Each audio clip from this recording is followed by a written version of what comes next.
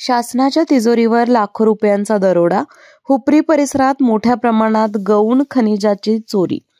हातकणंगले तालुक्यातील हुपरी गावात असणाऱ्या पंचतारांकित MIDCमध्ये मंत्री मेटलिक्स कंपनीच्या मागील बाजूस एका न्यायप्रविष्ट जागेमध्ये मोठ्या प्रमाणात गौण खनिज चोरी करण्याचे प्रकार घडत आहेत।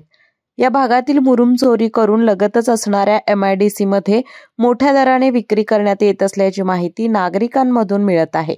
या मुरुम चोरीमुळे लगतच असणाऱ्या शेतीमध्ये पाण्याचे लोंढे वाहत आहेत। यामुळे शेतामधील सुपीक माती वाहून जात आहे।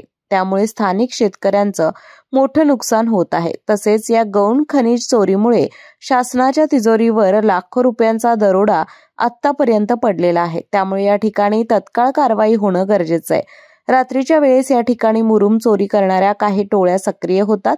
या टोळ्यांकडून मोठ्या प्रमाणात गौण खनिज चोरी करून विक्री करण्यात येत आहे। अनेक वेळा या ठिकाणी टोळक्यांना पकडून त्यांच्यावर आणि त्यांच्या वाहनांवर कारवाई करण्यात आली। मात्र मुरुम चोरी पुन्हा सुरू झाली आहे। आजही काही टोळ्या या मुरुम चोरी करून विक्री करत आहेत। या ठिकाणी मुरुम चोरी केल्यानंतर पडलेल्या खड्ड्यांमध्ये काही मद्यपी पार्ट्या सुद्धा करत आहेत। त्यामुळे स्थानिक शेतकरी आणि मद्यपी यांच्यामध्ये वादविवादाचे प्रसंग घडतात। दुसरीकडे प्रशासनाच्या तिजोरीवर हा दररोज पडणारा दरोडा थांबणार कधी, हा प्रश्न या निमित्ताने उपस्थित होतोय। KK न्यूज साठी हुपरीहून सुलतान नदाब। अशाच नवनवीन अपडेट पाहण्यासाठी आमच्या KK न्यूज चॅनेलला सबस्क्राइब करा।